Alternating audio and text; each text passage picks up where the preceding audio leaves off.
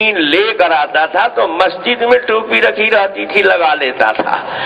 اب وہ بھی ختم کر دیا، سرے سے ٹوپی ہی اڑا دیا اور انگریز کی بے حیائی پر ڈٹ گیا، کہنے لگا بلا ٹوپی کی نماز ہوتی ہے کہ نہیں؟ میں تو کہتا ہوں کہ بیٹے بلا ٹوپی کے بھی ہوتی ہے، بلا پتلون کے بھی ہوتی ہے۔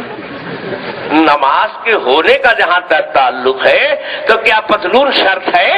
ٹوپی ہٹایا نیچے بھی کلیئر ہو جاؤ۔ جب حدیث والے بن رہے ہو تو 16 آنا ایک دم بن جاؤ تب نا۔ ایک صاحب سے بحث ہونے لگی، کہنے لگے صاحب آپ تو بڑی اٹھ پٹانگ بولتے ہیں۔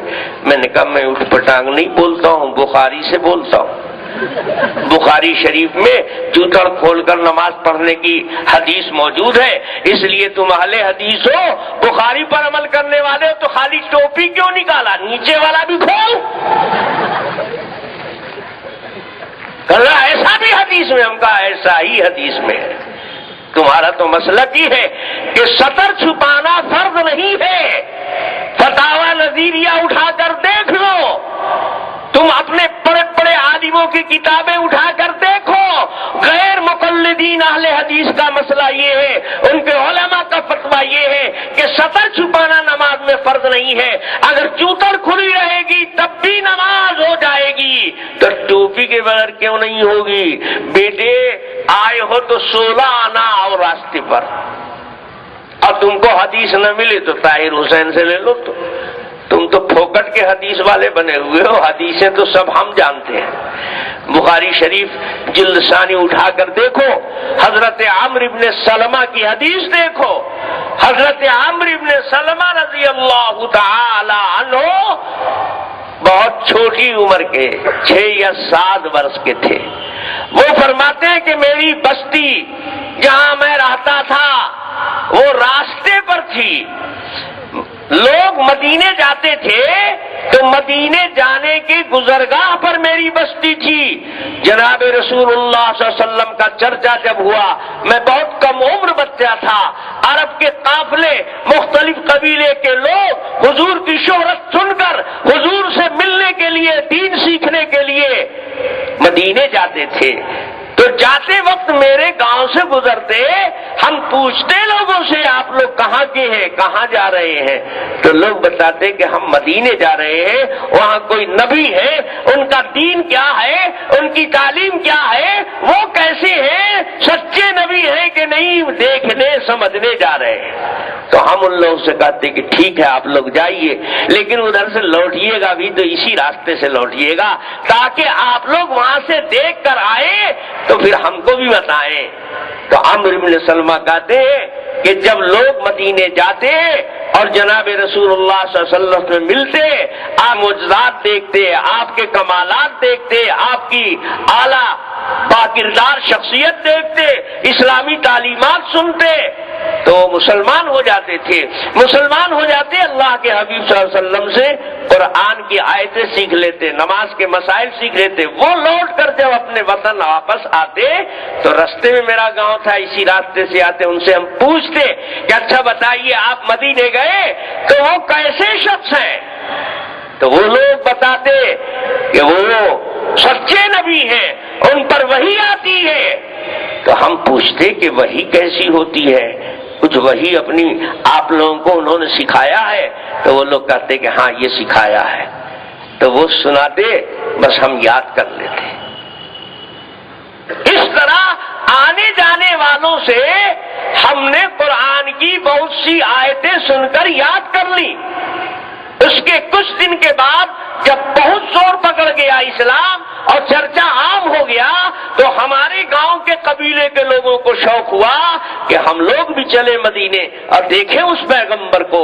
ہمارے والد بھی اس کے اندر گئے اور ایسا لگتا ہے کہ یہ بھی گئے یا یہ نہ گئے ان کے والد، اور ان کے والد کے ہمراہ ان کے گاؤں کے اور مانند لوگ گئے، جناب رسول اللہ صلی اللہ علیہ وسلم سے ملے، حضور پاک کو دیکھ کر ایمان لے آئے، ان سے نماز کا طریقہ سیکھا۔ جب واپس آنے لگے تو جناب رسول اللہ صلی اللہ علیہ وسلم نے ان کو تعلیم دیا کہ تو کو 5 5 وقت کی نمازیں وقت پر پڑھنا، پابندی سے پڑھنا اور جماعت سے پڑھنا۔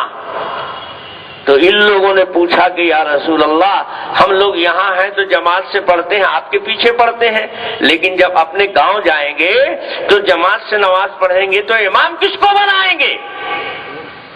تو اللہ کے حبیب نے فرمایا جس کو قرآن زیادہ یاد ہو اس کو امام بنانا۔ حضرت عمرو بن سلمہ کہتے ہیں کہ جب یہ لوگ لوٹ کر آئے، نماز کا وقت ہوا گاؤں میں، تو نماز کے لیے جمع ہوئے تو اب ہوا کہ حضور نے کہا تھا کہ قرآن جس کو زیادہ یاد ہو وہ امام بنے گا۔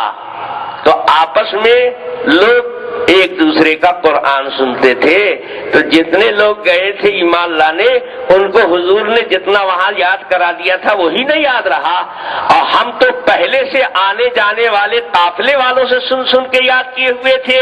تو قرآن سنانے کا جب نمبر آیا تو سب سے زیادہ قرآن ہم نے سنایا، تو لوگ کہنے لگے کہ سب سے زیادہ قرآن تم کو یاد ہے، تم ہی نماز پڑھاؤ۔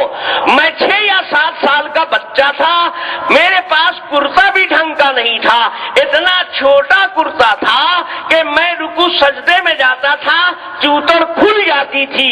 جب میں نماز پڑھانے لگا تو 1 وقت 2 وقت نماز پڑھایا، عورتوں کے لیے بھی نئی بات تھی، ابھی نئے نئے لوگ مسلمان ہو کر آئے تھے، عورتیں نماز کے وقت دیکھتی تھی تو میری چوتر کھل جاتی تھی، تو عورتوں نے ہلہ کیا قطو انا استقاریکم، ارے اپنے امام صاحب کی چوتر تو چھپاؤ۔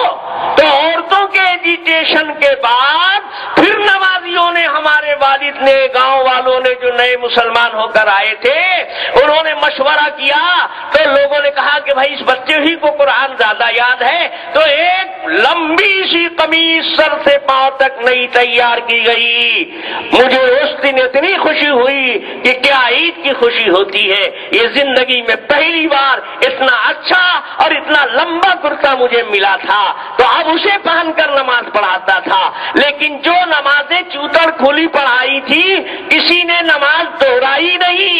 یہ حدیث بخاری شریف میں ہے، غیر مقلدو، حدیث پر عمل کرنے والوں، آؤ آؤ، صرف ٹوپی کھول کر مت آؤ، چوتر کھول کر آؤ، تب 16 آنا عمل ہوگا حدیث پر۔ غصہ تو بہت آ رہا ہوگا طاہر حسین پر، طاہر حسین پر کیوں غصہ کر رہے ہو؟ نہ امام بخاری حدیث نقل کرتا اپنی کتاب میں، نہ ہم کو پتہ لگتا۔